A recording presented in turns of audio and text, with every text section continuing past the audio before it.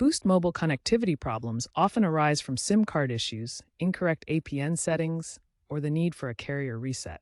First, ensure your SIM card is properly inserted and undamaged. Boost SIMs are typically unlocked. Verify the ICC in your phone's settings. If the SIM is fine, check your APN settings. Boost's default APN is Boost Mobile, proxy 68.2831.780. Incorrect settings prevent internet access, so manually input these in your Android iOS network settings. If problems persist, perform a carrier reset. This reboots your phone's connection to Boost's network without erasing data. Dial 228 or use the Boost mobile app to initiate a reset. Remember to reboot your phone and check signal bars during troubleshooting. For advanced troubleshooting, consider Boost Mobile's Network Optimizer feature in their app, which diagnoses and fixes connection issues remotely.